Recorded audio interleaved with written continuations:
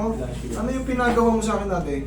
Yung ano, Buong setting. abang siya. Ngayon, anong problema mo ngayon? Itong ano, Tapilo ka? tapilok. Ayan, namamaga nga. Kailan ka nadali? Isang buwan na to eh.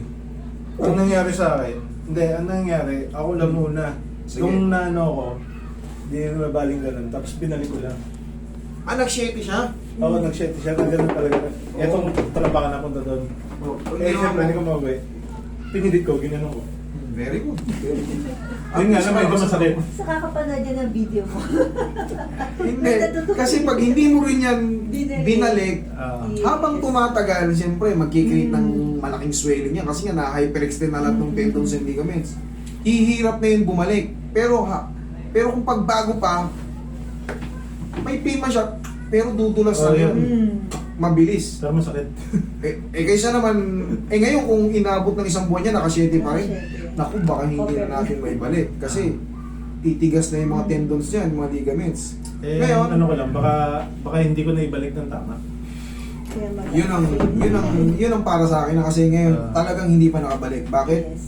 Tingnan mo. Swelling pa. Sa pag tinatapa ko siya, medyo Masakit. masakit. Okay, sige nga ka yan. I-consider natin yan, may napunit dyan. Nag-shete. Pero gagaling din naman yun. Gagaling din naman yun. Pero kung napatidan ka talaga ng nerves dyan, Hindi may gagalaw. correct, eksakto. Hindi mo na, galawin mo yung daliri mo. Very good. Okay, yan yung mga sign na hindi naputulan ng mga nerves.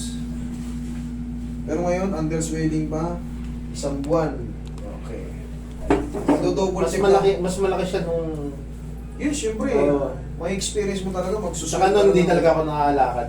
Ngayon nakakalakad na eh. Eh, minsan, ano, I-double check natin yung tinatawag na talus joint dahil siya ang may control sa pag ano. ah, Okay na siya, tapos parang feeling mo guminawa ka na. Kaso pag naglalakad ka, paghapon, pag naiirita, bigla namamaga. namamaga.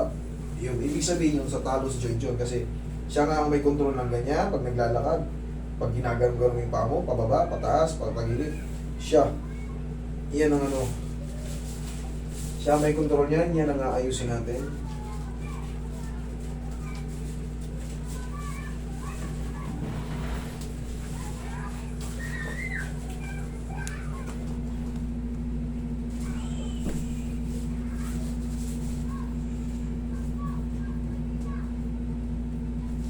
Bossing, ito nga oh.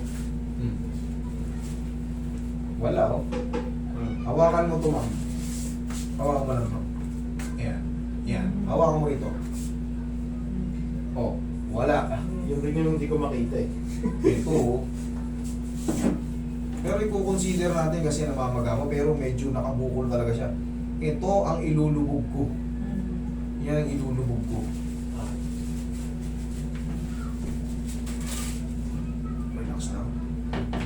Isa pa.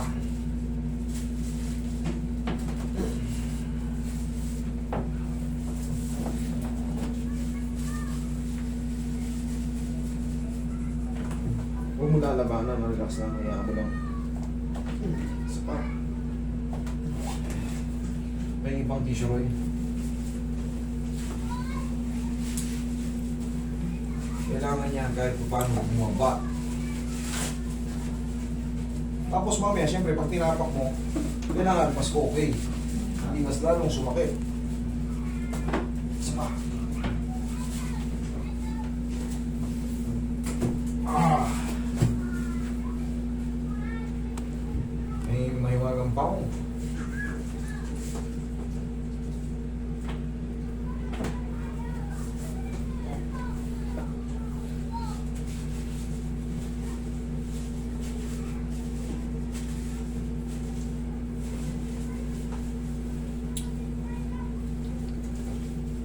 Saan ka nakapilok? Ba't parang lakas? Basketball? Paglapag, iba yung tapa ko eh, nakaside.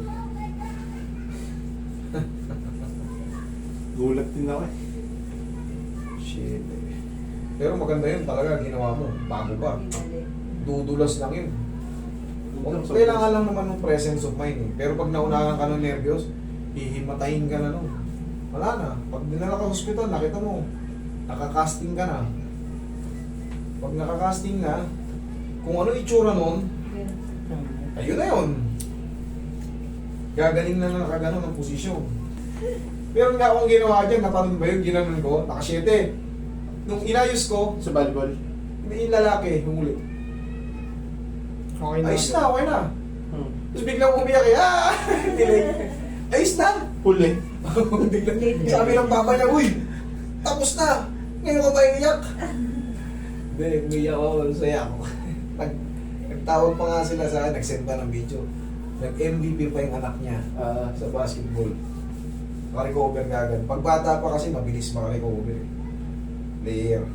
Shooting talaga, hindi na lang ito.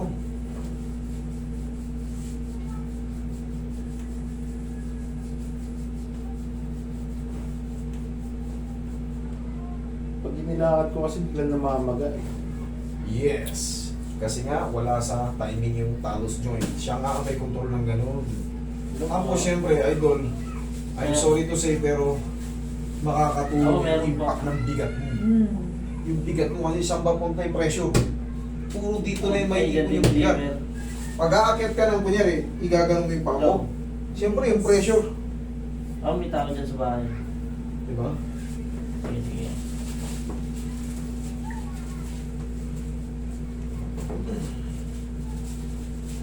Double check natin.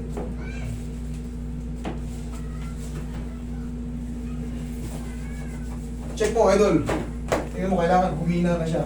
Mas maganda na siya.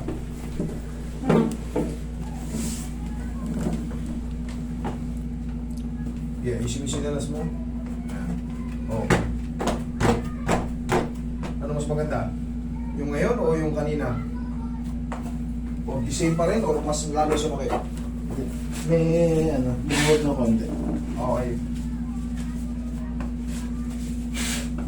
Parang dito master naman. Sige, wait. Ano, hindi siya namamaga eh. Halimbawa na ganun-ganun ko, napatulog ko, ganun. Eh, Tapos pag tumayo ulit, yun.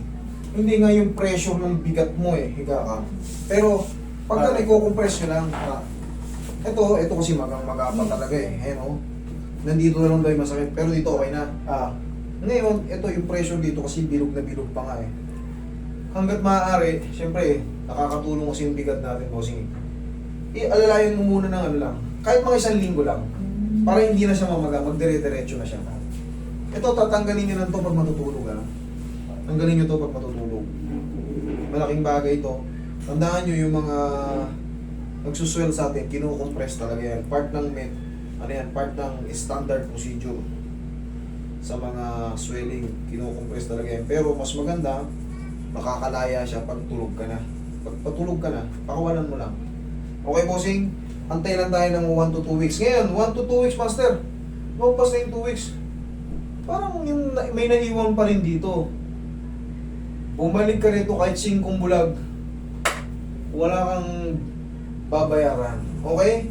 Hintayin lang natin yung proseso kasi namamaga pa eh. Tsaka, hindi ordinaryo yung tapilok nangyari sa'yo. Talagang ma-hyperx din yun kasi kumalas eh. Dahil presence of mind nandyan sa'yo, binalik mo agad, okay naman. Pero syempre, yung mga ligaments na mga na hyperx nandun, syempre, libo-libo yung hibla na yun. Maaaring may naputol lang mga ilang peraso. Sa 100, may naputol lang 3 peraso. Syempre, hintay natin maghilom yun. Ang mahalaga na wala na yung pressure dito. Ngayon, dyan part na napamamagayan. Kaya nga sabi ko, 1 to 2 weeks, kung meron ka, may warranty yan para nagpagawa ng cellphone. Okay? Thank you.